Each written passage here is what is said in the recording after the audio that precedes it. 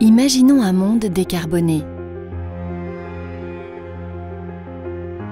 Un monde où nos moyens de transport, où la chaleur résidentielle et industrielle est décarbonée, où nos déchets sont recyclés et réutilisés. Pour transformer notre monde, il nous faut produire massivement de l'énergie décarbonée. Et si les énergies renouvelables ont une faible empreinte carbone, elles restent intermittentes et occupent de vastes espaces naturels.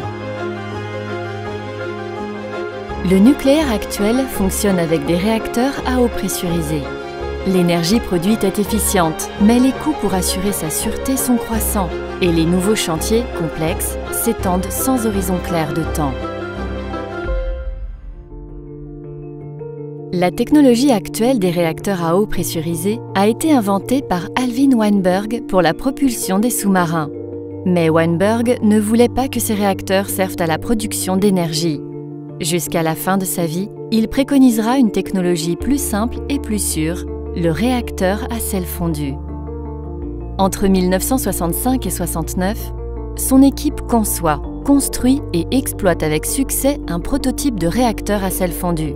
Mais à l'époque, le gouvernement américain ne soutient pas cette filière pour des raisons politiques. Les réacteurs à sel fondu ont pourtant des avantages fondamentaux parce qu'ils utilisent un combustible liquide et cela leur permet de fonctionner sans pression avec un liquide qui est stable, même à des températures élevées. Les principaux dangers sont éliminés, donc leurs systèmes de sûreté sont moins complexes et plus fiables.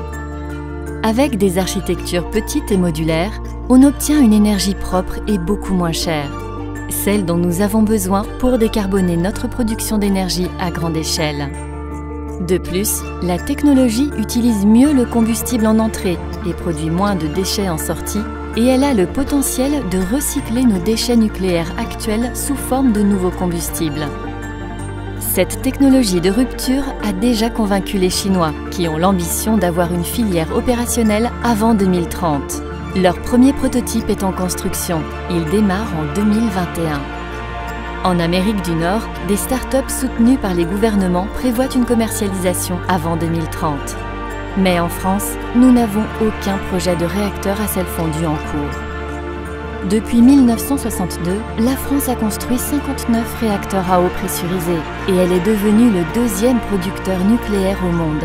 Mais du fait de l'inertie actuelle, l'industrie nucléaire française pourrait être en 10 ans totalement dépassée par cette technologie de rupture, supérieure en termes de sûreté, de coûts et de déchets.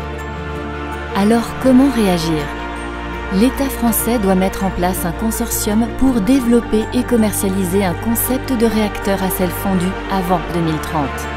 Imaginons le potentiel pour la France, pour l'Europe, pour la planète. Nous sommes Progrès Nucléaire. Signez notre pétition.